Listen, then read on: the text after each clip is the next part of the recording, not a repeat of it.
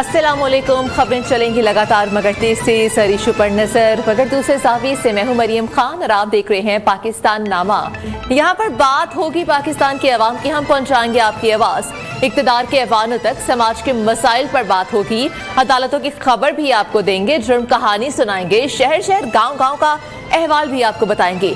खेल के मैदान में क्या कुछ हो रहा है और मौसम का हाल बताने वाले क्या कहते हैं, नाज़रीन ये भी आपको बताएंगे। पर अब हम आप बात करेंगे अपनी बड़ी खबरों के हवाले से। तो बड़ी खबरों में मशकूक ट्रांजैक्शन पर सख्त सजाओं का कानून बनाया जाए, IMF का पाकिस्तान से मुतालबा सामने आ चुका है। इसके अलावा पाकिस्तान स्टॉक मार्केट में तमाम रिकॉर्ड टूट गए। स्टॉक मार्केट तारीख में पहली बार 55,506 पॉइंट्स का संगे मील उबूर कर गई। और क्रिकेट के मैदान से Babar Azam world cup semifinal में क्वालिफाई करने के लिए पुरुम्मीद है। आगे बढ़ते हुए बात करेंगे पाकिस्तान की आर्मी मालियाती इदारे से कर्ज की दूसरी किस्त लेने की कोशिशें तेज। IMF की टीम पाकिस्तान में मौजूद है और FBR और स्टेट बैंक हुकाम के IMF से मुज़ाकरात भी हुए। IMF का मशकूक ट्रांजैक्शंस के लिए सख्त सजाओं का कानून फाइनेंस बिल में मंजूर कराने का मुतालबा आ चुका है। पाकिस्तानी हुकाम ने IMF हुकाम को एंटी मनी लॉन्ड्रिंग और मशकूक ट्रांजैक्शंस बारे ब्रीफिंग भी दी है। तो ये सूरत हाल है कि IMF के जो हुकाम हैं वो पाकिस्तान में मौजूद हैं, क्योंकि IMF से दूसरी कर्ज की किस्त मौसूल होनी है पाकिस्तान को। तो बात कर लेते हैं, हमारे साथ मौजूद है हमारे नुमाइंदे इशफाक मुगल हमारे साथ मौजूद है। इसके अलावा हमारे साथ मौजूद हैं डॉक्टर कैस असलम माहिर मशीयत हमारे साथ हैं।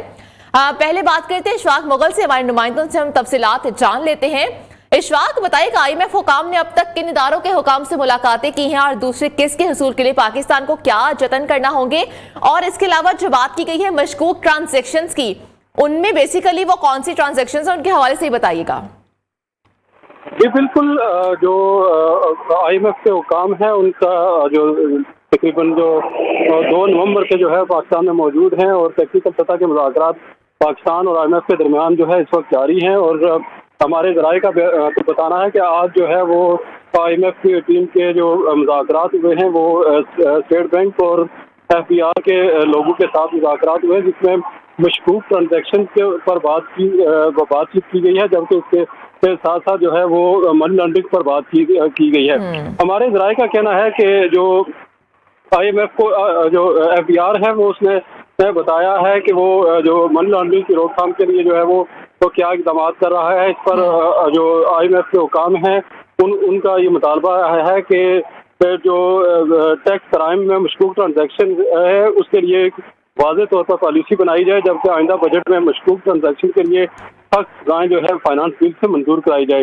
इसके अलावा ये भी बताया गया है कि IMF की जानिब से कहा गया है कि मशकूक ट्रांजैक्शन अगर मनी लॉन्ड्रिंग में मुलव्वस हैं तो कवानीन पर जो अमल दरामद को यकीनी बनाया जाए और जो इसमें मुलव्वस हो गए उनको सख्त सज़ाएं जो कानून के मुताबिक हैं वो की जाए। ठीक है, ये मुतालबात हैं जो कि सामने आ चुके हैं। हमारे साथ डॉक्टर कैस असलम भी मौजूद है माहिर मशीयत।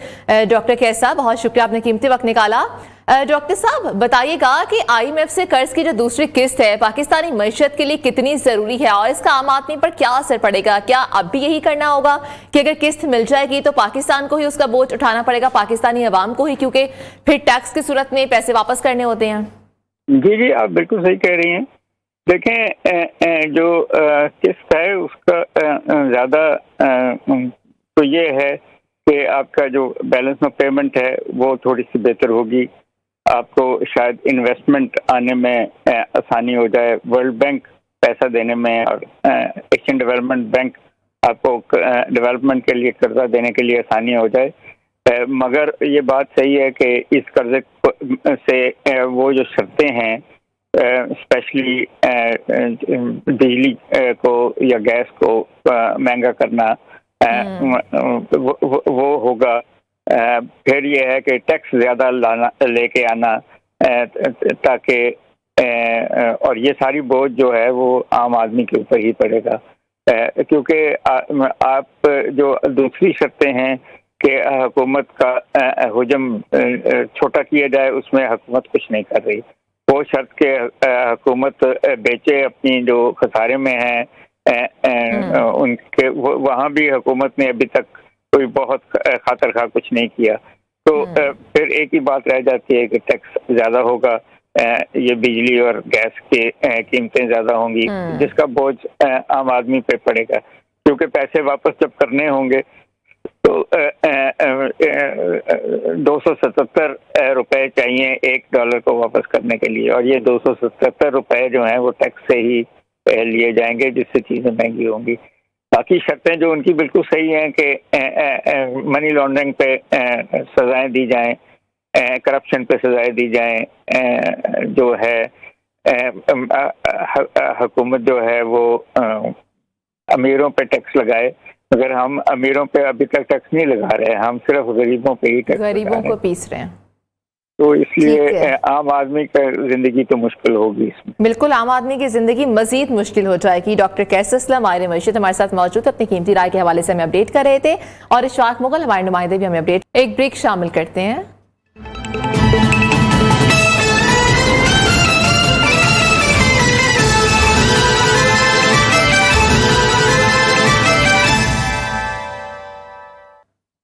कराची में खुले मैनहोल मौत बांटने लगे हैं। कोरंगी गुलजार कॉलोनी में खुले मैनहोल में गिरकर एक शख्स जाँ भाग हो गया, जबकि मतवफी 32 साला सखी दाद का 7 साला भांजा मैनहोल में गिरा था। सखी दाद ने बच्चे की जान तो बचा ली, लेकिन खुद मौत की आगोश में चला गया। इस हवाले से तफसीलात क्या हैं वो हम जान लेते हैं उबैद शाह से। उबैद शाह, बताइएगा मामला क्या था, और ये खुले मैनहोल मौत बांट रहे हैं, कौन जिम्मेदार है इसका? जी बिल्कुल, कोरंगी गुलजार कॉलोनी में सुबह यह वाकया पेश आया था। 7 साला बच्चा मैनहोल में गिर गया था, जिस पर मोहल्ले के बच्चों ने बच्चे के घर जाकर बताया कि उनका 7 साला बच्चा मैनहोल पर गिर गया, जिस पर बच्चे का मामू मुतवफी 32 साला सखी दाद अपने घर से भागता हुआ मैनहोल की तरफ दौड़ा, और मैनहोल में कूदकर उसने अपने बच्चे की जान बचा ली। बच्चे की हालत काफी गैर हो चुकी थी, उसे हॉस्पिटल मुंतकिल किया गया, लेकिन बच्चे को बचाने में सखी दाद जान की बाजी हार गया। उसे तशवीशनाक हालत में हॉस्पिटल ले जाया गया था, जहां पे वो काफी देर तक आईसीयू में रहा, लेकिन जानबर ना हो सका। शहर के मुख्तलिफ इलाकों में मैन होल खुले हुए हैं। सिटी गवर्नमेंट के इंतखाबात के बाद इस बात के दावे किए गए थे कि शहर के भर के जितने भी मैन होल्स हैं उन पर ढक्कन रखे जाएंगे। मेमन बोर्ड में भी इस तरह का एक वाकया हुआ था। मौत का जिम्मेदार कौन होगा उबैद शाह? जी बिल्कुल, जो शहरी हुकूमत है वो इस तमाम वाक़े की जिम्मेदार है। इससे कबल भी जब मैन होल में गिरने के वाक़यात हुए थे, तकरीबन 25 से ज़ायद बच्चे जो हैं वो अब तक मैन होल में गिरकर जान की बाजी हार चुके हैं। इस हवाले से मेयर कराची ने गटर के ढक्कन बनाने के लिए एक कारखाने का भी इफ्तिताह किया था। शहर में गटर के ढक्कनों के हवाले से अलखिदमत भी मैदान में आई थी, उन्होंने भी फाइबर ठीक है, बहुत शुक्रिया अपडेट करने के लिए। लेस्को अनारकली सब डिवीजन की बिजली चोरों के खिलाफ कार्रवाई। अनारकली के इलाके में होटल से बड़े पैमाने पर बिजली चोरी पकड़ी गई है। होटल के 20 कमरों में डायरेक्ट सप्लाई लगाकर बिजली चलाई जा रही थी। होटल इंतजामिया के खिलाफ मुकदमा तो दर्ज कर लिया गया है। आगे क्या पेशरफ्त हुई है वो हम जानते हैं अदनान अजीज से, हमारे नुमाइंदे हैं नियो के। अदनान अजीज, बताइएगा कोई पेशरफ्त हो सकी मुकदमे के बाद? देखिए, जब मुकदमे के बाद जो पेशरफ्त हुई, लेकिन साथ ही जो लेस्को काम के मुताबिक जो रॉयल पार्क के इलाके में भी लेस्को की जानिब से कार्रवाई की गई। जो मुतलका एक्शन है कलोर रोड के अमजद नागरा ने अपनी टीम के हमरा कार्रवाई की। अनारकली और रॉयल पार्क के इलाके में होटल से बड़े पैमाने पर बिजली चोरी पकड़ी गई। निजी होटल के 20 कमरों में रेड स्लाइड लगाकर बिजली चोरी की जा रही थी, जबकि होटल में खुफिया तरीके से वायरिंग की गई थी। एक्शन कलोर रोड अमजद नागरा का ये कहना है कि होटल का कनेक्शन मुंतकिल करके मीटर और तारे कब्जे में ले ली गई हैं, जबकि बिजली चोरी पर होटल इंतजामिया के खिलाफ मुकदमा दर्ज करवा दिया गया है और बिजली चोरी का तखमीना लगाकर रिडक्शन बिल चार्ज किया जाएगा। इस हवाले से एक्शन का ये भी कहना था कि जो लेस्को की जानिब से जो टीमें तश्कील दी गई हैं वो रोजाना की बुनियाद पर कार्रवाइयाँ कर रहे हैं और बिला तफरीक जो है वो बिजली चोरों के खिलाफ कार्रवाई जारी रहेगी और रोजाना की बुनियाद पर ऑपरेशन होगा। और जब तक जो मुतलका जो बिजली चोर हैं जिनके खिलाफ आज कार्रवाइयाँ की गई हैं, ये लेस्को के वाजिबात अदा नहीं करेंगे, इनके जो कलेक्शन है वही बहाल नहीं किए जाएंगे। जी ठीक है, बहुत शुक्रिया नान अपडेट करने के लिए। मौसम का हाल जानते हैं।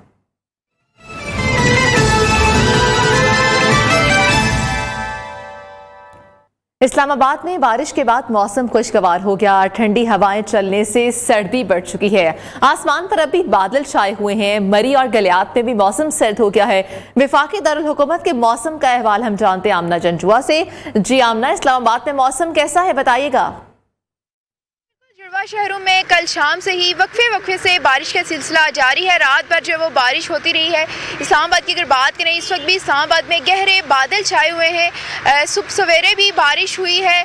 सर्दी की शिद्दत में इजाफा हो गया, दर्जात में कमी आ गई है। आज सुबह कम से कम दर्जात इस्लामाबाद में 13 डिग्री सेंटीग्रेड रिकॉर्ड किया गया है, जो दिन के औकात में ज़्यादा से ज़्यादा 20 डिग्री सेंटीग्रेड तक बढ़ने के इम्कान हैं। इस्लामाबाद में दिन के औकात में मतलब जुज़वी तौर पर अब्रालूद रहने के साथ साथ शाम की अगर बात करें तो शाम से मौसम साफ़ होना शुरू हो जाएगा और रात में मौसम मुकम्मल तौर पर साफ़ हो जाएगा। मुल्क के दीगर इलाकों की बात करें, ख़ास तौर पर पहाड़ी इलाकों पे बारिशों के साथ साथ बर्फ़बारी का सिलसिला भी जारी है। कल रात जो है वो मरी में सीज़न की पहली बर्फ़बारी भी हुई है, जिसके बाद सर्दी की शिद्दत में इजाफा हो गया है। पंजाब की बात करें तो पंजाब में भी बारिशों का सिलसिला जारी है। पंजाब के बेशतर अज़ला में कल से बारिश जो है वो जारी है। खित्ता पठवार की बात करें तो खित्ता पठवार में महकमे मौसमियात के मुताबिक आइंदा 12 घंटों के दौरान मज़ीद बारिश के इम्कान हैं, जिसके बाद मौसम की शिद्दत में इजाफा हो जाएगा, दर्जात में कमी आ जाएगी। बात करेंगे सिंध और बलोचिस्तान की तो सिंध और बलोचिस्तान में आइंदा 12 घंटों के दौरान मौसम खुश्क रहेगा, जबकि कश्मीर, गिलगित बल्तिस्तान से मुल्क का पहाड़ी इलाकों में गरज चमक के साथ बारिश के साथ साथ पहाड़ों पर बर्फबारी भी इम्कानात हैं। दोबारा से बहुत शुक्रिया अपडेट करने के लिए। तो मलिके कौसार मरी में गुज़श्ता रात को शदीद बारिश और यालाबारी से सर्दी की शिद्दत में मज़ीद इजाफा हो चुका है। सयाह तो बहुत खुश है और कोई गरम चाय तो कोई कॉफ़ी पी रहा है, तो कुछ लोग इस ठंडे मौसम में आइसक्रीम भी खा रहे हैं। इस वक्त हमारे नुमाइंदे ताज बुखारी माल रोड पर एक सयाह फैमिली के साथ मौजूद हैं। उनसे जानते हैं कि वो सयाह क्या कहते हैं। जी ताज बुखारी, बताइएगा ये फैमिली क्या कहती है? बहुत शुक्रिया। इस वक्त मैं मौजूद हूँ मलका कौसार मरी माल रोड के ऊपर, जहाँ पे रात को ज़ालाबारी हुई है और उसकी वजह से सर्दी की शिद्दत में जो है वो काफ़ी सर्दी जो है वो हो चुकी है और सयाह इस वक्त गर्म लिबास ज़ेब तन किए हुए माल रोड के ऊपर इस सर्दी को एंजॉय कर रहे हैं। ठंडी ठंडी हवा इस वक्त भी कश्मीर से चल रही है, बहुत खूबसूरत मौसम है। बात करते हैं यहाँ पे एक फैमिली से कि वो कहाँ से तशरीफ़ लाए हैं और इस खूबसूरत मौसम को कैसे एंजॉय कर रहे हैं। तो रात को बहुत बारिश हुई है, बहुत मुश्किलात आई हैं। रात को काफ़ी बारिश तेज़ थी, जिसकी वजह से ना मुश्किलात भी हुई हैं, लेकिन यहाँ पर बारिश रुकने के बाद बहुत सर्दी बढ़ गई है और हम बहुत एंजॉय कर रहे हैं। आप क्या कहेंगे? हमने तो बहुत एंजॉय किया है और बहरहाल हम तो इतने कपड़े भी नहीं लेके आए थे, पता ही नहीं था इतनी सर्दी हो गई। यहाँ पे इतनी सर्दी है जिसका कोई हिसाब भी नहीं है। इनका कहना ये है कि हमें इस सूरत हाल का पता नहीं था और इस वक्त जो बर्फबारी या ज़ालाबारी जो हुई है, जिसकी वजह से सर्दी की शिद्दत में काफ़ी सारा इजाफा हो चुका है और लोगों ने ये शिकायत की है कि रात को भी जो ही थोड़ी सी हवा चली उसके साथ ही बिजली गायब हो गई और महकमा हाईवे की भी कोई मशीनरी रोड के ऊपर नज़र नहीं आई, जबकि ट्रैफिक पुलिस जो है वो यहाँ पे जो है वो रात को भी गाड़ियों को धक्के लगाती रही है। तो इंतज़ामिया को चाहिए कि बर्फबारी होने से पहले तमाम इंतज़ामात जो है वो कंप्लीट करें, ताकि आने वाली सर्दी में आने वाले सयाहों को जो है वो मुश्किलात पेश ना आए। जी ठीक है, बहुत शुक्रिया। तो मौसम की पहली बारिश सवात में भी बारिशों और बालाई इलाकों में बर्फबारी से मौसम शदीद सर्द हो चुका है। मौसम से लुत्फानंदोज होने के लिए सयाहों की बड़ी तादाद सवात के सयाहती मकामात पर पहुंच चुकी है। तफसीलात हम जानते हैं, हमारे नुमाइंदे हारून सिराज हमारे साथ है। हारून सिराज, सवात में तो बर्फबारी हुई है, यालाबारी हुई है, क्या तफसीलात है? मौसम कितना ठंडा हो चुका है? हाँ जी बिल्कुल, स्वात में गुज़श्ता रोज़ से बारिशों का सिलसिला शुरू होने से मौसम इंतहाई सर्द हो चुका है। अभी भी सूरज और बादलों का आपस में आंग मचोली का सिलसिला जारी है। महकमे मौसमियात के मुताबिक स्वात में आइंदा 24 घंटों के लिए बारिश की पेशन गोई की है, जो कि वक्फे से जारी रहेगी। जो हालिया बारिश हुई है उसके बाद सर्दी के मौसम में काफ़ी हद तक इजाफा हो चुका है, जबकि बालाई स्वात में बालाई स्वात के जो टूरिस्ट स्पॉट हैं वहाँ पर बर्फबारी भी हो चुकी है और जिसके बाद जो सियाती मकामात हैं वहाँ पे सयाहों का रश भी बढ़ गया है। इस वक्त मैं भी एक होटल में मौजूद हूँ और आपसे कुछ देर पहले हमारी जो होटल एसोसिएशन के जो आला अहदेदारान हैं उनसे बात हुई, तो जो वीकेंड है उस पर सयाहों ने एडवांस बुकिंग भी कर रखी है और स्वात की जितनी भी टूरिस्ट स्पॉट है वो स्वात के सर्द और यकबस्ता हवाओं से लुत्फानंदोज होने के लिए सयाह बहुत शुक्रिया अपडेट करने के लिए। तो लाहौर का रुख करें तो लाहौर में स्मोक की छुट्टी हो गई। सर्दी की एंट्री हो चुकी है। सुबह से जारी बारिश ने लाहौर की आलूदा फजा को साफ सुथरा कर दिया है।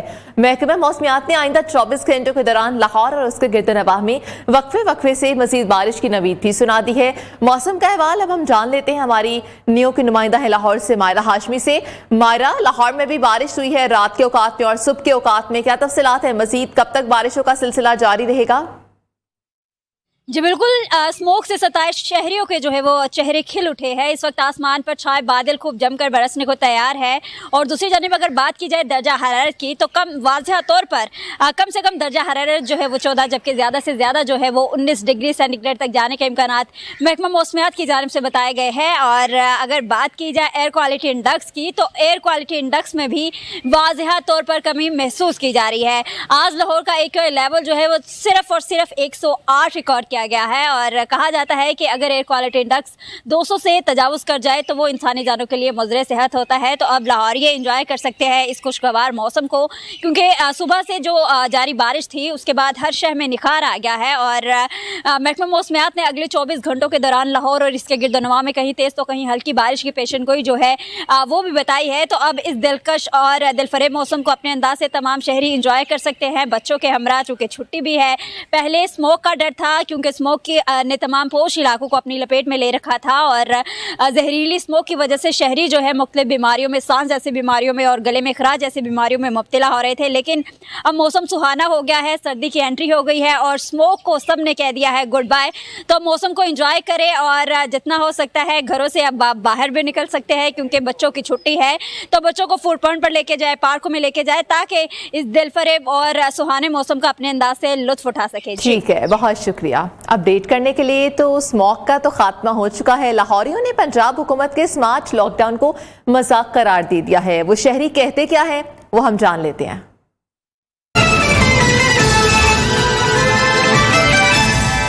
पहले कितनी स्मोक थी, 400 थी मेरे कम से कम। अब ये एक रात को बारिश हुई, सुबह बारिश हुई तो मतलब साफ हो गया, सब कुछ साफ हो गया। अब मैं बैठे घर में वेले बैठेंगे सारे बंदे, घर में जाएंगे वो भी खर्चा होगा, यहाँ पे भी खर्चा, ना कोई आमदनी आ रही ना कोई जा रही है। दरख्त नहीं है लाहौर में, दरख्त होगा तो ये स्मोक का चक्कर ही नहीं होगा। जो रीज़न है मेन चीज़ वो फैक्ट्रीज़ हैं जो लाहौर से बाहर करनी चाहिए। फैक्ट्रियों का देखना चाहिए जो पोल्यूशन छोड़ रही हैं, जो धुआं छोड़ रही हैं, उनके बारे में गवर्नमेंट को सोचना चाहिए। ये तो कोई हल नहीं है इस चीज़ का कि कारोबार ही बंद कर दें। देखो ये लॉकडाउन जो है गरीब आदमी की मौत है। अब ये सरकारी आदमियों के लिए को उनकी तो लाख लाख दो तनख्वाहें हैं, किसी की 70,000 है, 4 छुट्टियाँ मिलेंगी, उनकी क्या तनख्वाह कटेगी।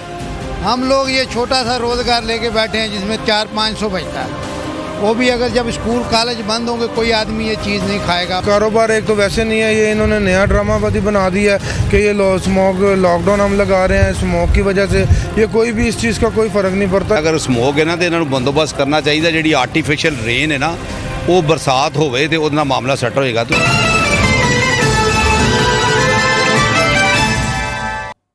आवाम ने तो काफी मशवरे दे दिए, यहाँ पर एक ब्रेक शामिल करते लेकिन उससे पहले न्यूज अपडेट्स। इस्लामाबाद एहतसाब अदालत में तोशा खाना रेफरेंस में अहम पेशरफ्त, नवाज शरीफ की जब्त शुदा जायदाद और असासे वापस करने का हुक्म शामिल करते हैं।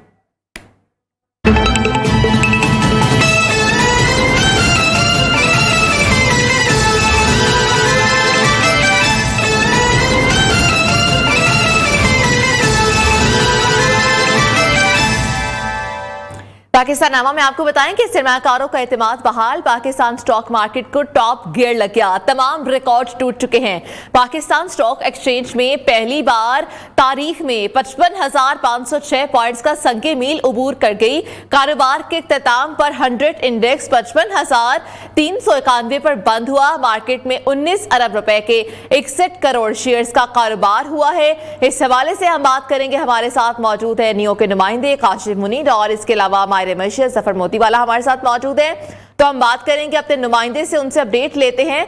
बताइएगा काशिफ मुनीर, कारोबार में बहुत तेजी देखने में आई, 100 इंडेक्स भी बहुत तजावुज कर चुका है, कैसा रहा और मईशत कैसी चल रही है अब? देखें जी, पाकिस्तान स्टॉक एक्सचेंज में आज का दिन जो है वो जबरदस्त रहा। आज पाकिस्तान स्टॉक एक्सचेंज ने 55,506 की जो है बुलंद तरीन सतह को जो है इसको टच किया है और जो क्लोजिंग हुई है वो थोड़ी सी नीचे हो गई, 55,392 पर जाकर जो है इसकी क्लोजिंग हुई है। लेकिन ओवरऑल 2 सेशन थे आज पाकिस्तान स्टॉक एक्सचेंज में। जुम्मे से पहले वाले सेशन में 55,000 की रिकॉर्ड सतह बनी, 1,000 पॉइंट्स का इजाफा हुआ और जब जुम्मे के बाद दूसरा सेशन शुरू हुआ तो उसमें 55,500 की सतह को भी जो है वो क्रॉस हो गया। आज दिन भर में जो मजमूई तौर पर फार्मास्यूटिकल सेक्टर था, ऑयल एंड गैस था और दीगर सेक्टर्स में खरीदारी देखने में आई। इसके अलावा जो तरसीलाते ज़र के जो आज फिगर्स आए हैं उसमें जो है वो काफ़ी सूरत हाल बेहतर देखने में आई है। इसके अलावा PIBs में जो शरह सूद में कमी जो है उसके अंदर जो उसमें हुई है उसकी वजह से भी सरमायाकारों का जो है वो एतमाद जो है बहाल हुआ है। ओवरऑल सिचुएशन यही रही कि ये ओवरऑल पूरा हफ्ता जो है पाकिस्तान स्टॉक मार्केट ने नए रिकॉर्ड बनाए हैं। पहले 54,000, फिर 55,000 और आज 55,500 की सतह को भी जो है मार्केट ने एक वक्त में अबूर कर लिया था और यही उम्मीद की जा रही थी आज कारोबारी हफ्ते के आखिरी रोज कि यह रिकॉर्ड हाई टच को बरकरार रहेगा। ताहम ओवरऑल सिचुएशन यही है कि सरमायाकारों की जानिब से फार्मास्यूटिकल सेक्टर है और दीगर सेक्टर पे जो है बड़े पैमाने पर जो है वो खरीदारी देखने में आई है। जी ठीक है काशिम मुनीर, बहुत शुक्रिया, आपने अपडेट किया यहाँ पर। हम लेकिन हमारे साथ ही रहेगा, हम जफर मोतीवाला का रुख करते हैं। माहिर मईशत हमारे साथ मौजूद है। जफर साहब बताइएगा, पाकिस्तानी मईशत ट्रैक पर आ चुकी है, आगे आप फ्यूचर में पाकिस्तान का मुस्तकबिल क्या देख रहे हैं और सरमायादारों के लिए कितना फायदेमंद ये साबित होगा? देखिए, मार्केटें जो है ना रिफ्लेक्ट करती हैं कि इंडस्ट्री और इकोनॉमी किस तरफ जा रही है। तो जैसे ही इकोनॉमी में कुछ अच्छी खबरें आने लगी, टर्न अराउंड की बातें आने लगी, तो हमारी मार्केट में जो आप कह रही थी अपर फर्स्ट गियर लग गया है, वो कम से कम 2 हफ्ते पे लगा हुआ है और वो जो है मार्केट को मोमेंटम दे रहा है, स्पीड अप कर रहा है, राइट डायरेक्शन में लेकर जा रहा है। क्योंकि अगर पहले ही हम बहुत अंडर प्राइस थे, जो इकोनॉमी की हालत खराब थी, तो हमारे स्टॉक्स जो थे वो बहुत अंडर प्राइस थे। अब वो अपनी प्राइसेस पर आने शुरू हो रहे हैं और अपना मार्केट में तेजी की वजह ये भी है कि जो कंपनियां रिजल्ट ओरिएंटेड है उनमें बहुत अच्छे प्रॉफिट्स आए हैं और बहुत अच्छे पे आउट्स आए हैं। तो इस सब का मिलने से मार्केट की स्ट्रेंथ हो गई है और आज आपने देखा रिकॉर्ड हाई हुआ है हमारी लाइफ टाइम की हिस्ट्री के अंदर, 55,000 के लेवल को क्रॉस कर गया है। और इसमें जो अब तो ये 2 दिन है, ये तो सिर्फ ये जो नया एलिमेंट आया है कि टी बिल का जो यील्ड है वो तकरीबन 4%, 3.5-4% दोनों जो यील्ड के मंथ्स होते हैं उसमें डाउन आया है। तो कोई वजह नहीं है कि इस दफा 22% के इंटरेस्ट रेट को गवर्नमेंट 200 बेसिस पॉइंट कम करके 20% पर ले आए, ताकि वो जो बगैर वाले फिक्स इनकम वाले हैं वो भी अब कैपिटल मार्केट में आएंगे, वो भी बिजनेसेस करेंगे और ये जो हाई इंटरेस्ट रेट जो इंडस्ट्री को डैमेज कर रहा है उस डैमेज से वो निकल आएंगे बाहर। तो अच्छा, इसका असर क्या पड़ेगा डॉलर की कदर पर? ये असर पड़ रहा है, डॉलर की कदर जो है वो दोबारा अपवर्ड मूवमेंट जो कर रहा है उससे एक डर तो है कि वापस महंगाई का दौर ना आए, वापस हमें इन्फ्लेशन को कंट्रोल करने में मुश्किल ना आए। क्योंकि IMF कह रहा है कि हम है ना इसको सख्ती से रोके नहीं, इसको खुला छोड़ें। और जैसे ही IMF की टीम आई है तो वो डॉलर ने अपवर्ड मूवमेंट शुरू कर दिया, जैसे उनका प्लेन उतरा है तो उनकी करेंसी भी साथ साथ अब हमारे सर पर आ गई है। तो वो जो है तो लेकर आएगा, लेकिन इंटरेस्ट रेट के कम होने की जो खबर है वो हमारी मार्केट को ज्यादा फेवरेबल और एक्सेप्टेबल है। ठीक है सर, बहुत शुक्रिया। जफर मोतीवाला हमारे साथ मौजूद थे, माहिर मईशत, और हमारे नुमाइंदे काशिफ मुनीर हमें अपडेट कर रहे थे इस हवाले से। तो आगे बढ़ते हुए बात करेंगे निगरान वज़ीर आज़म अनवारुल हक काकड़ के हवाले से। तो बताते चले आपको कि वो पहुंच चुके हैं और 2 रोज़ा दौरे पर बल्कि निकले हैं, बल्कि 3 रोज़ा दौरे पर सऊदी अरब पहुंच चुके हैं। काकड़ OIC इजलास में शिरकत भी करेंगे। निगरान वज़ीर आज़म की सऊदी क़यादत समेत इस्लामी सरबराहान से मुलाकातें भी शेड्यूल हैं। निगरान वज़ीर आज़म के दौरे का अहवाल आपको हम बताते चले कि 3 रोज़ा दौरे पर वो सऊदी अरब पहुंच चुके हैं और निगरान वज़ीर आज़म अनवारुल हक काकड़ OIC इजलास में शिरकत के लिए गए हैं। निगरान वज़ीर आज़म की सऊदी क़यादत समेत इस्लामी सरबराहान से मुलाकातें भी शेड्यूल हैं और निगरान वज़ीर आज़म का जो दौरा है वो 3 रोज़ा तवील होगा और उसमें बहुत अहम मुलाकातें होंगी, जिसमें मुल्की मईशत के हवाले से भी बातचीत की जाएगी और इसके अलावा सरमायाकारों से भी बात की जाएगी। तो 3 रोज़ा दौरे पर सऊदी अरब पहुंचे हैं, जहाँ पर शाही मुलाकातें भी होंगी और जो निगरान वज़ीर आज़म हैं अनवारुल हक काकड़ वो OIC इजलास में भी शिरकत करने के लिए पहुंचे, जहाँ जहां पर फलस्तीन के हवाले से भी आवाज को बुलंद किया जाएगा।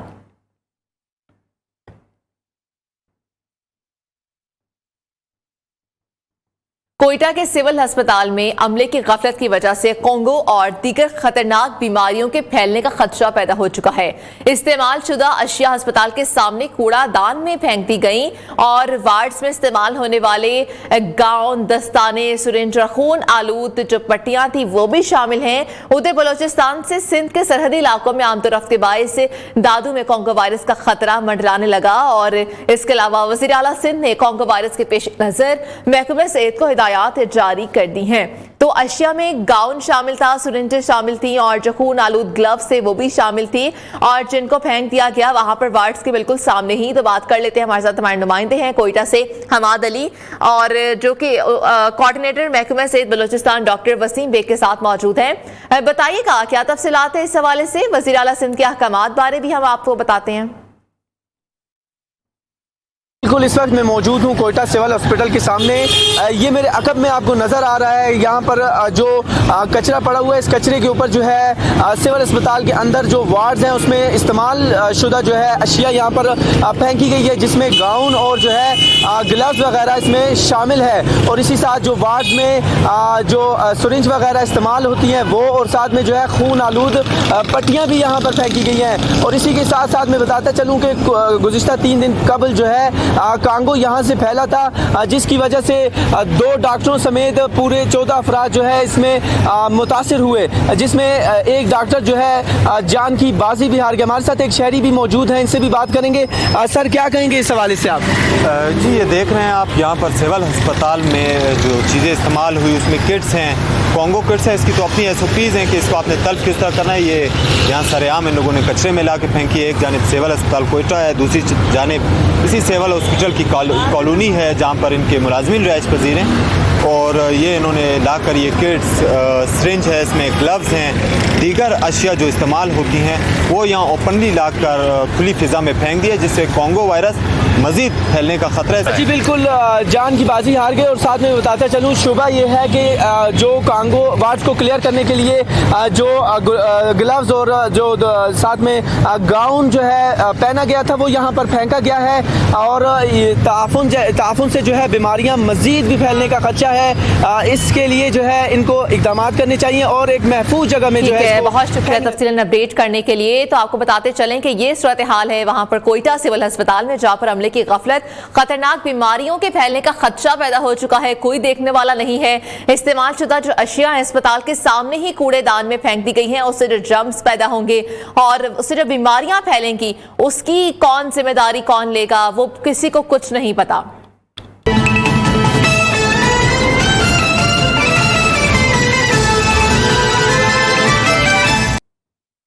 आगे बढ़ते हुए बात करें हम बात कर रहे थे ब्रेक से कि कोयटा के सिविल अस्पताल में अमले की गफलत से मुतालिक। तो सिविल अस्पताल में अमले की गफलत से खतरनाक बीमारियों के फैलने का खदशा है। इस्तेमाल शुदा अशिया अस्पताल के सामने कूड़ेदान में फेंक दी गई हैं। कोऑर्डिनेटर महकमा सेहत बलोचिस्तान डॉक्टर वसीम बेग हमारे साथ मौजूद है, हम उनसे बात करेंगे। डॉक्टर वसीम, बहुत शुक्रिया आपने वक्त निकाला। वसीम साहब, मामला आपके इल्म में आ चुका है, बताइएगा महकमा सेहत क्या एक्शन ले रहा है इस पर? हेलो, आपका क्वेश्चन सही आवाज नहीं आ रही है, दोबारा बताएं। जी बताइएगा कि वहां पर जो आपका हॉस्पिटल है वहां पर अमले की गफलत की वजह से खतरनाक बीमारियां फैलने का खदशा पैदा हो चुका है, क्योंकि सिरिंजेस वहीं पर फेंकी जाती है, ग्लव्स और जो कॉस्ट्यूम होता है वहीं पर फेंका जाता है। तो इस हवाले से ये बताइएगा कि अब आगे क्या कुछ नोटिस लिया जाएगा इस हवाले से? जी, पहले तो ये हमारे अमले की गफलत ही नहीं है, ना ये हमारा जो है सिरिंजेस या जो पीपी किट्स वगैरह मिली है। हमने इसके उस पर तरदीदी भी वजारती बयान भी हमने जारी किया और हमने बताया कि सिविल हॉस्पिटल के आसपास लेबॉर्ट्रीज हैं, प्राइवेट हॉस्पिटल्स हैं, मेडिकल स्टोर्स हैं, ये उनकी तरफ से ये चीज़ें यहाँ फेंकी गई है, क्योंकि अस्पताल का अपना एक वेस्ट मैनेजमेंट का सिस्टम है। और कल हमने मीडिया को म्यूनिसिपल कॉरपोरेशन की वो रसीद भी शेयर कराई थी, जो 8 नवंबर को हमने तकरीबन 600 किलो से जायद जो है वेस्ट का सामान उनके हवाले किया था। और ये टीम लेके जाती है BMC में, इंसिनरेटर में जो है उसको केमिकली तौर पर इसको जलाया जाता है। ठीक है, बहुत शुक्रिया अपडेट करने के लिए। और अब जुर्म दास्तान।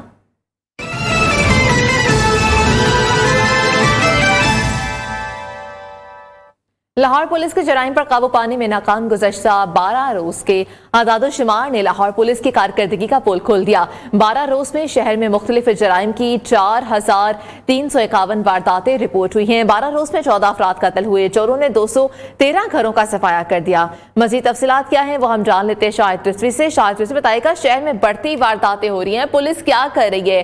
कुछ वारदातें कंट्रोल करने में कुछ किरदार अदा किया है पुलिस ने कि नहीं? जी बिल्कुल मरियम, शहर में अगर बात की जाए तो जुराइम में जो है मुसलसल इजाफा रिकॉर्ड किया जा रहा है। लाहौर पुलिस के अफसरान क्राइम कंट्रोल करने के जो उनके दावे हैं वो धरे रह गए हैं। जो डाकू चोर लुटेरे हैं इनकी गुज़िश्ता अगर 12 रोज़ की बात की जाए तो शहर में मुख्तलिफ जुराइम की 4,351 वारदातें जो हैं वो रिपोर्ट हुई हैं, जिसमें अगर बात की जाए दरीना दावत पर, रंजिश और पर जो है ख़वातीन, बच्चे और बड़ों समेत जो 14 अफराद हैं उनको मौत के घाट उतार दिया गया है। पुलिस की हाई सिक्योरिटी सेफ सिटी के कैमरों की जो फ़ाल होने के दावे हैं उसके बावजूद भी जो चोर हैं उन्होंने मुख्तलिफ 213 घर ऐसे हैं जहां वारदातें की हैं गुज़िश्ता 12 रोज़ के दौरान। 15 करोड़ से ज़ायद मालियत के जिसमें तलाई ज़ेवरात है, नकदी है, ये ले उड़े हैं। अगर बात की जाए जो मौसर गश्त के दावे करती है लाहौर पुलिस के अफसरान, बार बार यही कहते हैं कि उन्होंने पेट्रोलिंग प्लान जो है वो नया असरनो तब्दील किया है। इसमें पेट्रोलिंग की जो है अफसरान हैं उनको हिदायत भी जारी की गई हैं, लेकिन सब बेसूद है। 328 जो है राजनी स्ट्रीट क्राइम की वारदातें जो है मुख्तलिफ शाहिद रिजवी, आपने ये तो बता दिया, लेकिन ये बताइएगा कौन से इलाकों में ज्यादा वारदातें रिपोर्ट हो रही हैं?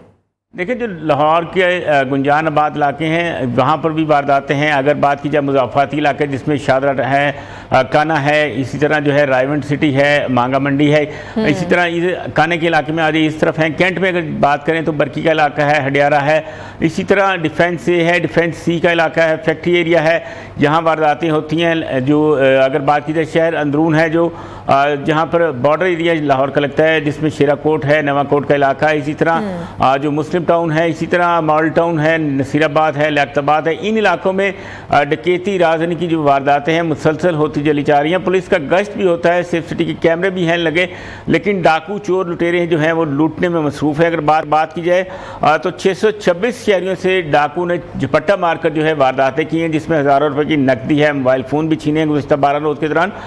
मोटरसाइकिल चोरी की वारदातों की अगर बात की जाए तो 770 हैं मोटरसाइकिलें जो चोरी की गई हैं, जो शहर के मुख्तलिफ इलाके हैं जहाँ से ये वारदातें मोटरसाइकिलें हैं जो कि चोरी हुई हैं। शाहिद रिजवी, ये अलमिया है पाकिस्तानी पुलिस के लिए और यहाँ की लाहौर की पुलिस के लिए, जिन जिन शहरों में हो रही है। बहुत शुक्रिया अपडेट करने के लिए। तो यहाँ पर आगे बढ़ते हुए हम बात करते हैं खेल के मैदान से, लेकिन एक ब्रेक के बाद। गिलगित के जिला नगर में किसान मेला सजा तो मर्दों के शाना बशाना खवातीन ने भी अपनी तैयार मसनूआत के स्टॉल्स लगा लिए। मुबारक हुसैन आजाद रिपोर्ट कर रहे हैं।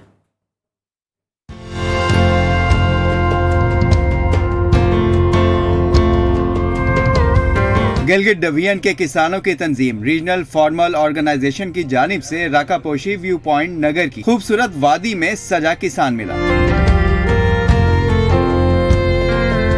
लोगों ने मुकामी दस्तकारियां और ताज़ा फल और ड्राई फ्रूट के स्टॉल्स पर दिलचस्पी ली तो किसान खवातीन के हौसले भी बुलंद दिखाई दिए। जहां पर हमने ड्राई फ्रूट और जैम, टमाटो पेस्ट का स्टॉल लगाया गया है। पहले ऐसा होता था हमारे पास जो फ्रूट हो वो ज़ाया जाते थे। अभी ऐसा होता है कि हमें ट्रेनिंग्स मिली है एग्रीकल्चर डिपार्टमेंट से, हम शुक्रगुजार हैं। 2 दिनों में जो मेला सजा है इसमें हम तमाम खवातीन के हमारे जितने भी आर्टिज़ान हैं उनके प्रोडक्ट्स यहाँ पे हमने डिस्प्ले किया है, जिसकी वजह से उनकी हौसला अफजाई की जा रही है। फेस्टिवल में सूबाई वुज़रा और सेक्रेटरी गिलगित बल्तिस्तान ने भी दौरा किया और खवातीन एम्पावरमेंट के लिए हुकूमती सतह पर भरपूर इक़दाम उठाने का अज़्म जाहिर किया। हमें आप लोगों को मार्केट में लेकर जाना है और ख़ास कर हम खवातीन के डेवलप के लिए बहुत हम पुरअज़म हैं। रवां साल मुख्तलिफ शोबों में नुमाया कारकर्दगी दिखाने वाले किसानों में तारीफी असनाद तकसीम की गयी। मुबारक हुसैन आजाद, जिला नगर। पुराने ख्यालात का हामिल जिला राजनपुर, जहाँ खवातीन के बिला वजह घर से बाहर निकलने को मायूब समझा जाता है। ऐसे में हिम्मत और हौसले की पहचान ये बाइक राइडर्स लड़की ने मोटरसाइकिल चलाकर सबको हैरान कर दिया। तफसीलात राजनपुर से अता मोहम्मद की रिपोर्ट में जानिए। राजनपुर में जहां लड़कियों के गैर जरूरी तौर पर घर से बाहर निकलने पर पाबंदी है, वहीं अताबाद की फायजा कंवल ने मोटरसाइकिल राइडर बनकर सबको हैरान कर दिया। फायजा का कहना है कि वालिद ने मेरा हौसला बढ़ाया, मुआशरे में लड़कियों की आज़ादी के हवाले से मनफी सोच का मुकाबला किया। मैं जिला राजनपुर से बात कर रही हूँ। मैं यहाँ पे बाहर लड़कियों जो बाइक चलाती हूँ, अक्सर यहाँ पे लड़कियों को बाहर निकलने से पाबंदी होती है, बाइक नहीं चलाने देते, बाइक साइकिल नहीं चलाने का मसला होता है। तो मेरे मामा अक्सर बीमार रहती हैं, मैं उनके लिए दवाई लेके आना, हॉस्पिटल जाना सब करती हूँ। मेरे बाबा पहले अगर कहीं जाना होता था, मसला होता था, बाबा अपनी छुट्टी करते थे फिर जाते थे, ऐसे नहीं जा सकते थे। अब अल्हम्दुलिल्लाह मैं आराम से जाती हूँ। मैंने अपना ड्राइविंग लाइसेंस बनाने के लिए दे दिया है, इंशाल्लाह वो भी जल्दी से आ जाएगा। राजनपुर की फायजा ने